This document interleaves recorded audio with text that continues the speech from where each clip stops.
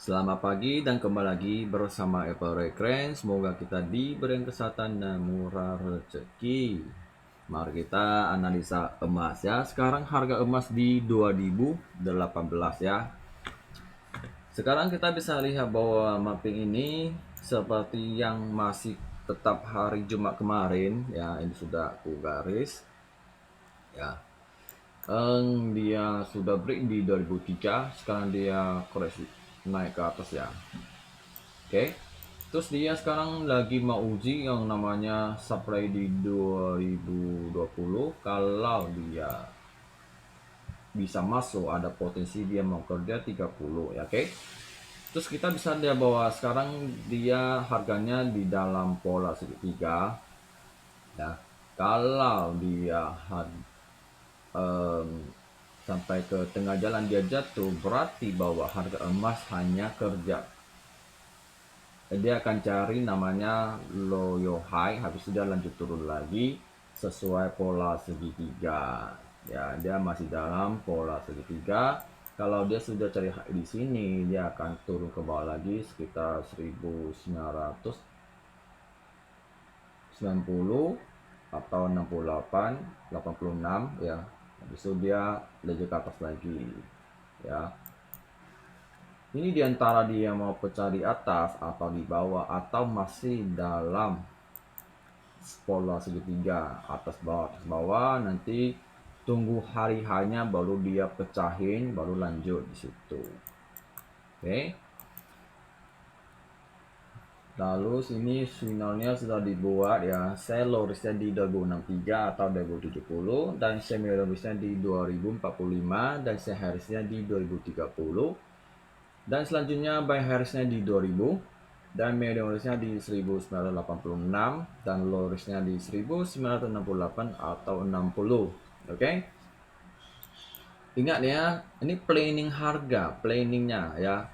Untuk yang tipenya suka main rejection atau reversannya ya, contoh saya mau sedih hari 2030, kalian tunggu di situ. Apakah sudah mulai jenuh? Kalau sudah mulai jenuh, kalian boleh ambil sell. Kalau kalian ragu, kalian bisa planningnya ke medium risknya ya. Untuk menghindari over trading ya, juga bisa mengurangi risknya. Risknya sudah dibuat, berarti kita bisa ambil profit sesuai SL ya. Jangan asal masuk tapi TP-nya tidak jelas, stop loss-nya tidak jelas, pada akhirnya tidak seimbang ya, perlu ingat ya. Contoh nih, kalian kalau seandainya saya di Merion di 45, kalian bisa ambil TP di 2030 atau 35 ya, lebih jelas ya. Kalau kalian sudah tahu bahwa 2045 itu resisten, berarti 2030 itu support, jadi kalian boleh ambil di area support TP-nya ya. Kadang-kadang harganya pun bisa aja nggak sampai ke support dan sampai 35 dia mulai ada resistance kalau bullnya masih kuat di situ ya. Itu semua tergantung kalian gimana melihat candlenya dan harganya, oke.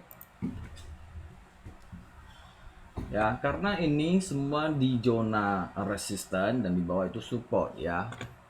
Oke, dan selanjutnya saya mau kasih tahu ya cara entry ini. Ini juga sama. Ini saya tidak mau tuh high risk atau apa ya. Ini untuk dua tipe, atas juga sama, sebenarnya sama ya. Tergantung tipe trader kalian tipe apa. Apa kalian suka main tipe breakout atau reversannya ya. Breakoutnya gini, ada yang suka breakout atau breakdown gini. Kalau harga sudah pecah di resisten, dia akan masuk buy di situ ya. Kedua, ada yang suka kalau harga sudah dekat resisten, kalau dia merasa udah jenuh, dia akan ambil reversannya buy atau gagal breakout di situ ya. Nah, ini kan sekarang harga di 1718, oke. Sekarang saya akan udah buat harga pivot 22 ya. Kalau 22 itu harga tengah-tengah, kalau dia tidak bisa di apa?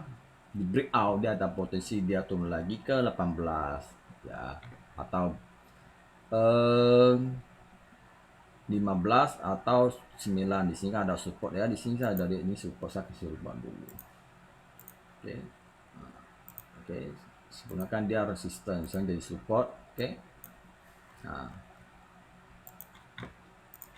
Terus di sini kan ada R-nya. R itu dia resisten. Resisten ada 2043, 55, 76 sama 2090. Itu resisten. Oke, ini harga tengah-tengah. Dan S ini support ya, support di 2000, 1989 atau 69 dan 55. Oke. Planning zona dulu. Kalian mau pilih yang mana dulu? Baru tunggu apakah sudah break atau sudah reversal belum ya. Kalau sudah baru kalian masuk. Kalau kalian masih belum bisa melihatnya, kalian bisa dibantu dengan namanya indikatornya. Slow stocksnya ini bisa bantu kalian kapan harga ada mulai closing atau belum, trennya sudah selesai atau belum, atau dibantu RSI juga ya. Ini semalam hari Jumat malam saya sempat ada kasih tanda bahwa dia ke atas kan. Dia perlu kursi ke atas lagi. Kenapa? Karena harga sudah ke R20. Dia perlu koreksi ke atas lagi. Memang sudah ikutan. Cuma kadang-kadang harga ini sama nih gak seimbang, itu hal wajar ya. Yang penting kalau ini naik ya, naik polnya kecil tapi ini polnya besar, itu wajar-wajar aja, gak ada masalah ya. Karena ini dia ikut, kalau dia naik ini ikut punya. Jadi bukannya ini naik dulu baru ini naik, beda ya. Karena dia naik sesuai volumenya. Oke. Nah, kalian bisa lihat kalau harga sudah closing artinya bahwa dia lanjut ke atas. Selagi dia masih buka lebar berarti dia masih mau naik ke atas ya. Untuk yang masih belum bisa lihat candlenya apakah sudah mulai jenuh atau tidak, bisa dibantu dengan indikator ya. Nanti lama-lama akan tahu ya. Kita bisa lihat candlenya kan, kalau saya dia ini merah-merah sebenarnya dia mau turun ya, sebenarnya dia mau turun nih, cuma selanjutnya candle selanjutnya dia malahan jadi pullback lagi kembali. Jadi ini sepertinya gini ya, saya katakan ini kan low ya, high, low, high, low, high. Nah dia gini, ini dia ke atas nih. Nah, ini masih belum ada tanda-tanda dia jenuh ya, kecuali candle selanjutnya ada merah. Nah, itu baru kita lihat selanjutnya apakah dia merah atau apa, baru ada potensi dia turun. Kalau dia harganya candle masih biru berarti dia masih lanjut naik ke atas lagi. Oke, setelah itu kita akan ke dolarnya. Oke. Nah, dolar sekarang masih belum ada tanda-tanda kuat ya. Ini masih dalam dalam segitiga, juga masih dalam downtrend ya. Walaupun EMV-nya hasilnya bagus, tapi banyak investor masih ragu lagi ya ekonominya ya. Mungkin perbankan masih jadi wanti-wanti, masih belum jelas. Mereka bilang aman, tapi masyarakat masih bingung lagi ya. Ya, karena mereka mungkin atau kemungkinan mereka menantikan hari Rabu ada new CPI, inflasinya. Kalau saya sih harapnya kalau inflasi udah turun berarti kan ekonomi dunia kan udah mulai agak tenang, jadi tidak ada terpengaruh news lagi. Soalnya dalam 2 tahun ini kan inflasi, suku bunga terlalu di nanti-nanti ya, jadi sangat rumit kali ya. Kalau ekonomi Amerika sudah bagus ya, artinya bahwa resesi sudah hilang ya. Soalnya kalau inflasi masih tinggi, seringkali ada namanya berita gorengan akan terjadi resesi, tiba-tiba orang takut resesi. Ada aja berita. Setiap news ada keluar merasa wah ini akan terjadi resesi, ulang-ulang terus padahal resesinya belum terlihat ya. Sebenarnya dia turun tiba-tiba ada berita langsung dia naik lagi situ, isu-isu terlalu banyak. Oke, kita ke minyak kembali lagi. Oke, minyak kalau kita lihat 1 jam memang dia sudah low, sudah high ya. Ini di sini 73 atau 74, ini kalau dia bisa pecah dia akan lanjut naik lagi lebih tinggi. Kalau dia gagal dia akan turun lagi ya. Kalau dia gagal berarti dia jadi harga low yo high ya. Kita bisa lihat sebelumnya di sini bahwa ini kan low yo high, low yo high, low yo high. Kalau ini pilot dia low high lagi ya. Harap saya sih percayain dulu kan, naik 80 baru turun lagi ya. Saya sih suka minyak ini kalau dia harganya stabil ya, di antara 70, 80, 65 mungkin kan enak, kita bisa tunggu momentumnya, kita buy langsung hold aja ya. Habis itu kita kemana lagi? Kemana nih? Kayak nggak ada yang perlu bahas lagi. Oke, saya akan bahas newsnya. Ada yang request ya. Oke.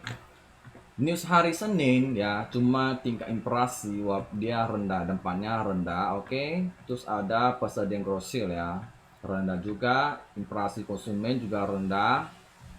Tapi ini bisa aja kalau dia harga positif, berarti emas akan turun juga sih kalau dia ya. Ini perkiraan aja, investasi aja impresi konsumen seberapa besar. Oke, kayaknya nggak ada yang perlu bahas. Soalnya malam ini pun rendah dampaknya. Selasa juga agak sedang. Rabu yang penting ya. Rabu itu tingkat impresinya ya, tingkat impresinya seberapa ini. Oke, sebelumnya kan dia impresinya 56, tapi di lamarnya 55, berarti turun sekitar 0,1% ya. Ya lah, makin tuh makin bagus lah ya, supaya cepat selesai impresinya, gak terlalu dipengaruhi market ya. Kalau sering dipengaruhi market nanti selalu ada namanya terjadi apa, resesi ya. Kalau impresi makin naik, kalau suku bunga tidak naik, emas akan naik lebih tinggi ya, jadi perlu hati-hati ya.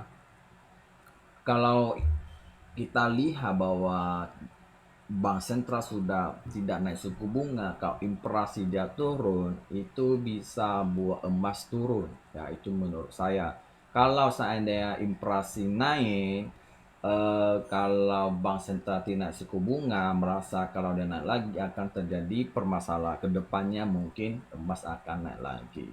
Jadi memang keputusan sekarang agak susah ya. Naik susah, akan naik susah ya. Jadi perlu seimbang dulu ya, stabil harga dulu, tapi memang agak susah ya, jadi harus tunggu data selanjutnya. Kadang data memang kelihatannya bahwa kita naik, malahan selanjutnya akan terjadi masalah ya, soalnya manusia gak akan tahu sepenuhnya sampai berapa persen yang kita ambil keputusan ya. Kadang-kadang kita melihat data bagus, setelah dia naik suku bunga ternyata selanjutnya malah jadi anjlok di situ ya, entah apa yang dipermainkan skenario ya, soalnya banyak kali belakang kita nggak tahu ya. Oke, kita kembalikan emas ya. Saya bahas sekali lagi ya. Ingat, planning dulu yang kalian mau ambil. Kalau sudah jenuh, mau ambil set. Kalau sudah breakout, boleh ambil buy. Oke? Dan sampai di sini aja. Bye-bye.